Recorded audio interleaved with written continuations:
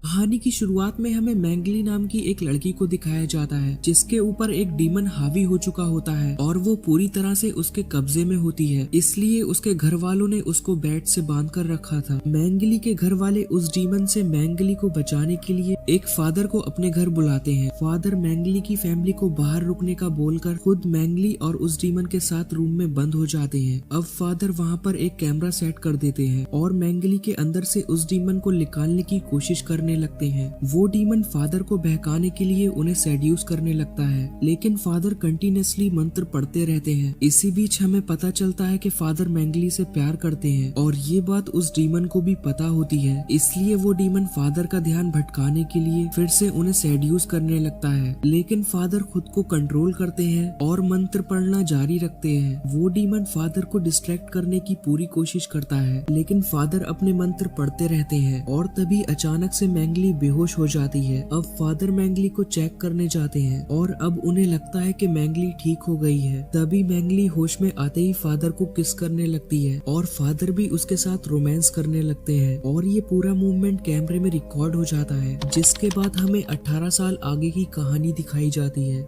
जहाँ पर एक गार्ड जेल में बंद कैदियों को खाना दे रहा था और जब वो एक रूम में खाने की प्लेट को निकालने जाता है तो उस रूम का कैदी उसकी उंगलियों को काट लेता है। इसके बाद हमें फादर पीटर को दिखाया जाता है, जिनको अभी भी उनकी गलती का गिल्ट होता है जो उन्होंने मैंगली के साथ 18 साल पहले की थी। फादर अपने उस गुनाह को कबूल करके अपने मन को हल्का करने के लिए सबसे सीनियर फादर के पास जाते हैं और 18 साल पहले उन्होंने जो गलती की थी उसका वीडियो रिकॉर्डर फादर को देने का सोचते हैं, लेकिन वो सीनियर फादर से कुछ बोल पाते उससे पहले ही वो सीनियर फादर पीटर को बहुत सारा फंड का पैसा दे देते हैं, जिसे देखने के बाद फादर पीटर उस वीडियो रिकॉर्डर को अपने पास ही रख लेते हैं और उस फंड के पैसों से अपने चर्च के बच्चों के लिए बहुत सारा सामान ले आते हैं। रात में फादर को एक जेल से फोन आता है जिसमें एक गार्ड फादर को बताता है कि हमारे जेल के एक कैदी की बहुत ज्यादा हालत खराब है, जिसे किसी डॉक्टर की नहीं बल्कि आपकी जरूरत है। अगली सुबह फादर उस जेल में चले जाते हैं जहाँ पर हम एक लड़की को देखते हैं जो कि एक बहुत ही बुरी आत्मा के वश में थी और उसने एक लड़की को फांसी पर चढ़ा दिया था, जिस वजह से उसे जेल हुई थी। अब वो लड़की फादर को देखने के बाद उनसे कहती है कि हम पहले भी मिल चुके हैं। ये डीमन भी फादर के सामने वैसे ही ऊटपटांग हरकतें करने लगता है जैसे 18 साल पहले मैंगली कर रही थी।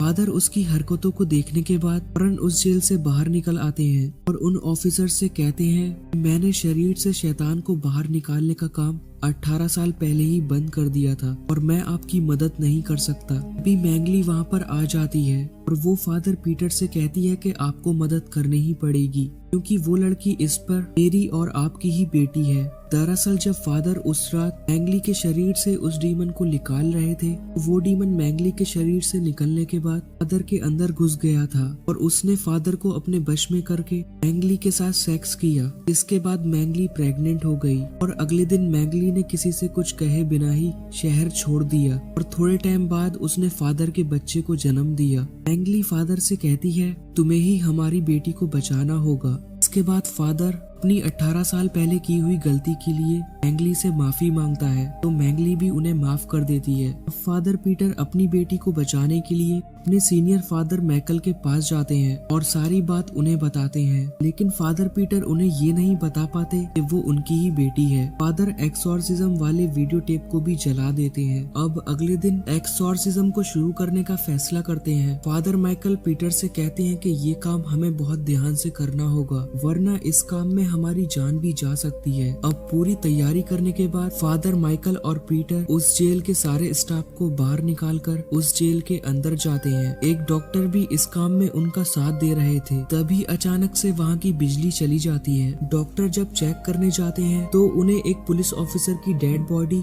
बहुत ही बुरी हालत में मिलती है, जिसे देखकर वो डर कर फादर को आवाज लगाने लगते हैं। तभी इस पर उन्हें दिखाई देती है। वो इस पर कोई इंजेक्शन लगाकर उसे बेहोश करने की कोशिश करते हैं, लेकिन वो उनके ऊपर ही हमला कर देती है। डॉक्टर की आवाज सुनकर जब दोनों फादर वहाँ पर आते हैं तो डॉक्टर बहुत ही बुरी हालत में होते हैं वो फादर को वहाँ से भाग जाने के लिए कहते हैं। इसी दौरान वहाँ पर बहुत सारे शैतान आ जाते हैं। दरअसल जेल में जितने भी कैदी थे स्पर के अंदर के डीमन ने उन सबको जेल से आजाद करके अपने कब्जे में कर लिया था। दोनों फादर उन शैतानों को वहाँ से भगाने के लिए मंत्र पढ़ने लगते हैं। फादर माइकल के मंत्र पढ़ने से उनके आगे के शैतान तो तड़प रहे थे, लेकिन फादर पीटर के मंत्रों का स्पर पर कोई असर नहीं हो रहा था। शैतानों के बहुत ज्यादा हावी हो जाने की वजह से फादर पीटर फादर माइकल को लेकर जेल के किचन में छुप फादर माइकल पीटर पर बहुत गुस्सा करने लगते हैं और पीटर से पूछते हैं कि आखिर तुमने ऐसा कौन सा पाप किया है जिसकी वजह से तुम्हारे मंत्र उन शैतानों पर काम नहीं कर रहे। जिसके बाद फादर पीटर फादर माइकल को 18 साल पहले जो उसने गलती की उसके बारे में बता देते हैं। फादर माइकल का काफी ज्यादा खून बह गया था और वो मरने ही वाले थे। अपने आखिरी टाइम फादर माइकल पीटर से कहते हैं कि तुम शैतान के साथ कोई भी सौदा मत करना, नहीं तो वो तुम पर हावी हो जाएगा। जिसके बाद वो मर जाते हैं। अब फादर पीटर अपने आप को एक दूसरे कमरे में बंद कर लेते हैं और वो अपने फोन को निकालकर अपनी 18 साल पहले की गई गलतियों को बोलकर रिकॉर्ड करने लगते हैं। इसके बाद वो उस वीडियो को अपने लीडर को सेंड कर देते हैं। वीडियो सेंड करने के बाद फादर वापस से बाहर आते हैं और इस बार उनके सारे मंत्र काम करने लगते हैं क्योंकि गॉड ने उसे माफ कर कर उसकी शक्तियाँ लौटा दी थी। इस पर पीछे से आकर फादर पीटर पर हमला कर कर उन्हें बेहोश कर देती है और जब फादर पीटर को होश आता है तो वो ढेर सारी चैनों से बंधे होते हैं और इस पर उन पर एक्सॉर्सिज्म कर रही होती है। अब फादर पीटर उस डीमन से कहते हैं कि मेरी बेटी को छोड़ दो। फादर उसे गॉड के नाम पर अपनी बेटी को छोड़ने का कहते हैं, जिस पर वो डीमन कहता है कि मैंने अगर तुम्हारी बेटी को छोड़ दिया तो तुम्हारे चर्च के अनाथ बच्चे नहीं बचेंगे और तुम्हें अपनी बेटी या उन अनाथ बच्चों में से किसी एक को चुनना होगा। फादर उस डीमन से कहते हैं कि नहीं, तुम ऐसा नहीं कर सकते और आखिर तुम चाहते क्या हो और तुम मेरे साथ ऐसा क्यों कर रहे हो। जिस पर वो डीमन कहता है कि तुम्हें मेरे साथ एक सौदा करना होगा। वो फादर से कहता है कि मैं तुम्हारी पवित्र आत्मा चाहता हूँ, तुम अपने अंदर से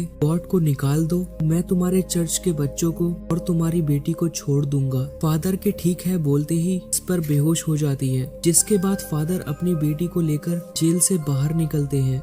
थोड़े दिन बाद चर्च के लीडर फादर पीटर से आकर कहते हैं तुम्हारे गुनाहों का कबूल करना तुम्हारे लिए जरूरी था। जैसे ही तुमने अपने गुनाहों को कबूल किया वैसे ही गॉड ने तुम्हारी शक्तियाँ तुम्हें वापस लौटा दी और मैंने भी उस वीडियो को डिलीट कर दिया है जो तुमने मुझे भेजी थी। लेकिन फादर पीटर जब लीडर से बात कर रहे थे फादर पीटर की आंखें चमकने लगती हैं। जिस पर वो फादर पीटर से पूछते हैं कि तुम उसके शरीर में क्या कर रहे हो। तो वो डीमन जवाब देता है पीटर ने अपनी बेटी और चर्च के बच्चों को बचाने के लिए अपनी आत्मा मुझे सौंप दी। इसके बाद हमें फादर पीटर की बेटी को दिखाया जाता है जिसके अंदर गॉड की पवित्र शक्तियाँ आ चुकी थी और अब फादर पीटर उस शहर को छोड़कर किसी दूसरे शहर में चले जाते हैं और इसी के साथ इस मूवी का यही एंड हो जाता है।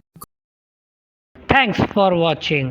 Like, comment and subscribe. Hurry up.